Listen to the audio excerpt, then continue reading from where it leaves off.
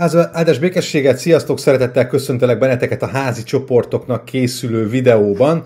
Az Efézusi levélnek a 4. részéről beszélgettünk, és a 4. résznek a 9-től a 16. versig terjedő szakaszról, és az igehirdetésnek a címe az volt, hogy aki mer, az nyer. Úgyhogy mielőtt hozzáfogtok igazából a házi csoporthoz, azelőtt olvassátok el az ige szakaszt, és nézzük az első kérdést. A mer és a fer, ugye hát a mennyei együttműködés rendszere és a földi együttműködés rendszerei. Hát nyilván, amikor meghallották a testvérek, hogy hát minek is a rövidítése a mer, akkor mindenki elkezdett nevetni, és nem azért, mert ez annyira extrém lenne önmagában, hanem azért, mert ehhez nyilvánvalóan a magyar közéletben kapcsolódik ugye a NER-nek a kifejezése. És hát mit gondoltok, hogy egy ilyen politikai áthallás hátráltatta-e a megértést az Isten tiszteleten? Sokat gondolkodtam ezen egyébként, hogy érdemes ezt behozni, nem kapcsolódnak le emberek, nem háborodnak fel, nem kezdenek el magukba dohogni, vagy éppen pro és kontra érveket gyártani. Kicsit beszélgessetek arról, hogy milyen hatása volt egy ilyen politikai áthallásnak, még hogyha ez nem is volt egy politizáló igehirdetés, de egy ilyen politikai áthallást milyen volt hallani egyáltalán a szószéken. Most, ha megvagytok ezzel a vonallal, ezzel ne töltsetek el sok időt, meg itt most nem is kell belemenni egyik politikai oldalnak se az elemzésébe, akkor idézzétek fel, hogy mi a hasonlóság és a különbség a mennyei együttműködés rendszerek és a földi, vagy a mennyei együttműködés rendszere és a földi együttműködés rendszerei között, mert hogy vannak hasonlóságok, meg különbségek. És én nagyon, nagyon fontosnak tartom, hogy ezekkel a hasonlóságokkal és különbségekkel ugye tisztában legyünk. Beszélgessetek erről, hogy mik a hasonlóságok és mik a különbözőségek a mennyei együttműködési rendszerek és a földi együttműködési rendszerek között.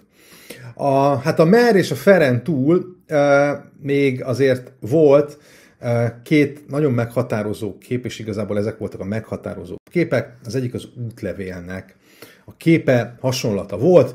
Mit értettem az útlevél hasonlat alatt? Próbáljátok meg felidézni azt magatokban, hogy mi is volt ez az egész, miért hoztam én be az útlevelet, mit akartam azzal illusztrálni.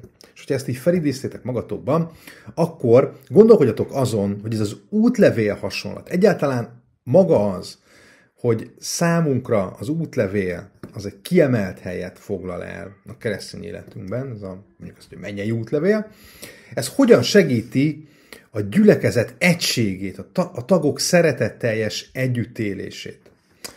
Miben mozdítja elő ez az útlevél kép azt, hogy mi tudjunk közösen gyülekezetként funkcionálni?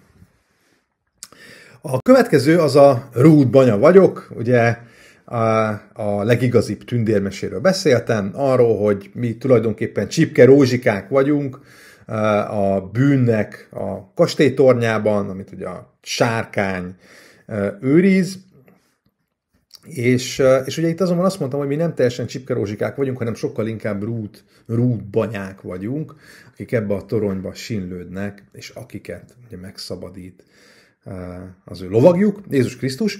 Gondolkodjatok azon, hogy milyen előnye lehet annak, ha a lelkész Ruth banyának nevezi a hallgatóságot. Mert ugye első pillanatra az emberek nem azért jönnek a templomba, hogy fizikai vagy éppen lelki értelemben Ruth banyázzák őket, mégis én ezt tettem, ugyanakkor azt gondolom, hogy ez a Ruth banyának nevezés valamilyen módon mégis pozitív volt. Senki se háborodott fel ezen, hanem valahol mindenki hálás volt ezért. Mi lehet az előnye ennek? Mi lehetett ennek az oka? Jézus szabadítása a legigazibb tündérmese, ezt mondtam az igehirdetésben, és idézzétek fel ezt a tündérmesét, amit ott elmondtam, a legigazibb tündérmesét, Jézus életét, ami megszabadulásunkat. Melyik része ragadott meg téged leginkább? Melyik része fogta meg leginkább a szívedet? Melyik része volt az, ami arra indított, hogy nekünk milyen nagyszerű Krisztusunk van? És a következő pedig, hát ez már egészen gyakorlatias, kis mennyei együttműködés rendszere, diagnosztika. Ez nem volt benne az igehirdetésben, mert már nem volt rá idő, de úgy voltam vele, hogy hát a házi csoport videóban majd úgyis sort kerítünk erre. És azt mondtam, hogy hogyan reagálunk a mennyei együttműködés rendszerének, mondjuk azt, hogy igazságtalan voltára, az, hogy az Isten ugye gazdagon adja az ajándékokat, nem mindegyiküknek ugyanaz a szerep jut egy gyülekezetben, de mégis ugyanaz az útlevél. Az, hogy erre hogyan reagálunk, az alapvetően meghatározza azt, hogy kiskorú vagy nagykorú keresztények vagyunk. És ha megnézitek ezt az ige szakaszt, esetleg még egyszer elolvassátok, akkor azt láthatjátok benne, hogy több olyan rész van, aminek a segítségével el tudjuk dönteni elég pontosan, hogy mi kiskorúak vagyunk-e, vagy nagykorúak vagyunk-e. 4 ilyen pont van. Az első, elfogadja-e a szolgálatra való felkészítést, avagy a vezetést? Miért gondolom ezt? Hogyha megnézitek a 11. verset, akkor azt láthatjátok, hogy némelyeket adott apostolokul, profétákul, másokat evangélistákul és pásztorokul és tanítókul, hogy felkészítse a szenteket a szolgálat végzésére. Tehát azért adja ezeket mondjuk azt, hogy Pál itt ezeket a tiszteket emeli ki, ezeket a tiszteket, hogy felkészítse a szenteket. Azaz, hogy fogadott egy gyülekezeti tagként a szolgálatról való felkészítést, vagy a vezetést? Nem feltétlenül lelkészre kell gondolni, lehet egy házi csoportvezetőre gondolni, vagy egy hitben előrébb járó testvére gondolni. Hogyan reagálsz ezekre a vezetésekre? Dohogsz? Vagy éppen hálás szívvel fogadod őket? Nagyon meghatározó az a kiskorú nagykorúságot tekintetében, hogy hogyan viszonyulsz ezekhez. A második, hajlandó együttműködni és dolgozni más gyülekezeti tagokkal. Azt olvassuk a 13. versben, hogy míg eljutunk minnyájan a hitnek és Isten fia megismerésének egységére. Pál azt mondja, hogy minnyájan eljutunk, azaz képesek vagyunk egy közösségként dolgozni. Az előző pontban a vezetőkről volt szó, akik felettünk vannak valamilyen értelemben, itt pedig arról van szó a második pontban, hogy hogyan viselem azokat az embereket, akik velem egy szinten vannak, akikkel tulajdonképpen ugyanakkor a méretű fogaskerék vagyok a gépezetben, hogyan tudok együttműködni, együtt dolgozni ezekkel az emberekkel. Azt olvassuk, a harmadik, képes bátran szolgálatot végezni.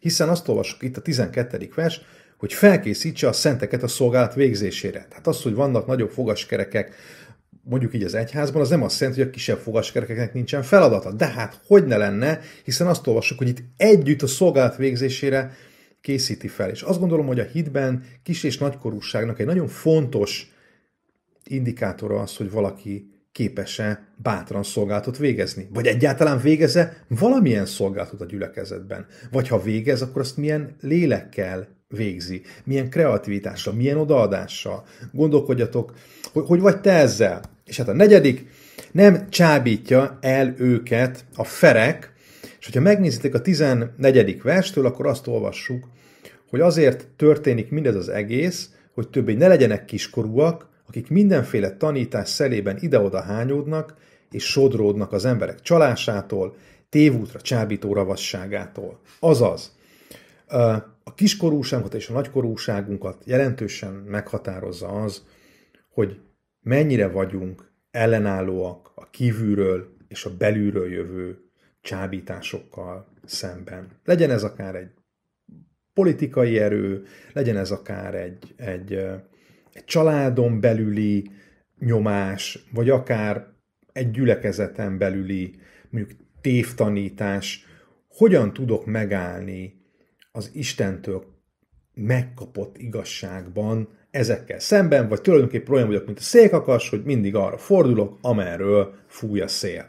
Gondoljátok ezt végig, és ezt én már elmondtam, hogy melyik nagyjából mit jelent, akkor tedd fel magadnak a kérdést, hogy melyik megy a legnehezebben. Melyikben a legnehezebb nagykorúan viselkedned. Beszéljétek ezt meg, nagyon izgalmas lesz ezt látni mindannyiunknak. Mindannyian valamelyikben, vagy esetleg többen is, vagy mindben kiskorúnak tudunk bizonyulni. És az utolsó kérdés az az, hogy milyen konkrét lépést kellene tegyél az erősödés érdekében. Határozzál valamit, hogy oké, én akkor ezt szeretném tenni, hogy ebben az adott pontban én én erősödjek. Ne feledd el, hogy nálad van az útlevél, habár útbanya vagy, de Jézus megszabadított, úgyhogy ennek a bátorságával mi az a pont, amit te itt tudnál tenni az erősödés érdekében. Áldott beszélgetést kívánok nektek, hogy Isten áldjon benneteket, és sziasztok!